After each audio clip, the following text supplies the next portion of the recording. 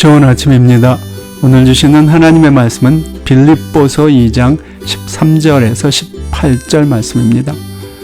너희 안에서 행하시는 이는 하나님이시니 자기의 기쁘신 뜻을 위하여 너희로 소원을 두고 행하게 하시나니 모든 일을 원망과 시비가 없이 하라. 이는 너희가 흠이 없고 순전하여 어그러지고 거스리는 세대 가운데서 하나님의 흠 없는 자녀로 세상에서 그들 가운데 빛들로 나타내며 생명의 말씀을 밝혀 나의 다름질도 헛되지 아니하고 수고도 헛되지 아니하므로 그리스도의 날에 나로 자랑할 것이 있게 하려 함이라.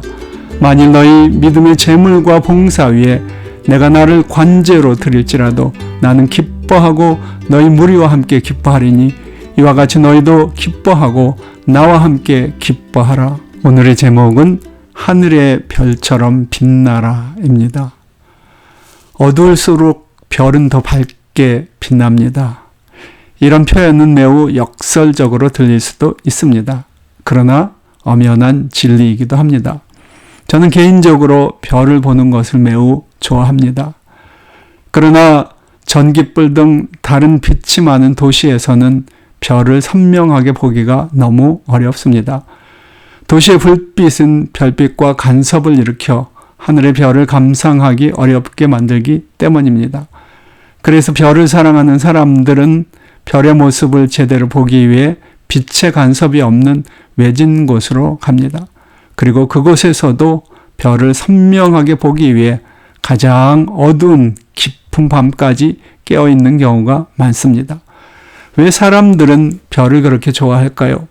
제 생각으로는 첫째는 별이 우주의 광대함과 시간의 영원함을 보여주기 때문입니다. 우리 인간은 별에 비해 너무 작고 너무 유한한 존재입니다. 그러기에 믿음의 사람들은 별을 보면서 시편 8편에 다윗이 노래한 것들처럼 그 별들 속에서 영원 무한하시고 사랑이 많으신 창조주의 손길을 느낍니다. 다윗은 사람이 무엇이간데 주께서 저를 생각하시며 인자가 무엇이간데 저를 권고하시나이까 라고 고백하지 않을 수 없었던 것입니다. 그러기에 우리는 별을 볼 때 하나님의 사랑과 축복을 느낍니다. 동시에 별은 너무 아름다워서 그것을 바라보는 것만으로도 기쁨이 충만해집니다. 그래서 어린아이들조차 그 별의 반짝이는 모습을 노래하곤 합니다. 참으로 놀라운 것은 밤하늘에 그토록 아름다운 별을 지으신 하나님께서 우리를 그 별과 같은 존재로 지으셨다는 사실입니다.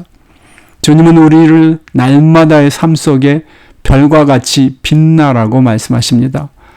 어찌 보면 그렇게 말하는 것은 우리 자신을 지나치게 과대평가하는 것처럼 들릴 수도 있을 것입니다. 그러나 그것이 바로 오늘 본문이 말하고 있는 것입니다.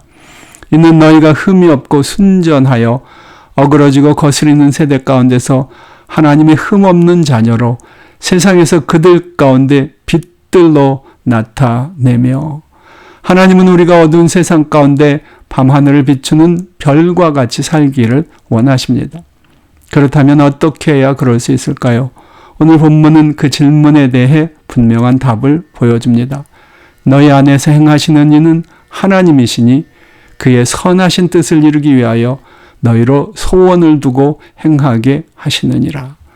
우리가 어두운 세상에 별처럼 빛나는 삶을 살도록 하시기 위해 하나님이 친히 우리 안에서 일하신다는 말씀입니다.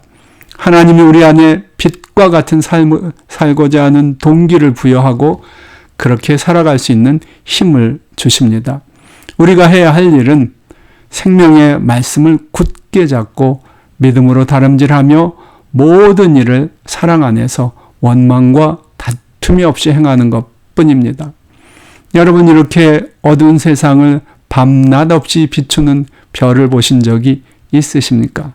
저는 감사하게도 교회 안에서 또 밖에서 가끔 그런 별을 보았습니다. 그들은 너무 아름답고 사랑스러웠습니다. 그러나 우리 안에 역사하시는 하나님은 우리에게 그런 별들을 바라만 보지 말고 우리 모두가 그렇게 어둠을 비치는 빛이 되라고 말씀하십니다. 주님이 친히 그 일을 시작하겠고 우리를 도우리라고 말씀하십니다. 여러분은 그 하나님의 음성을 듣고 계십니까?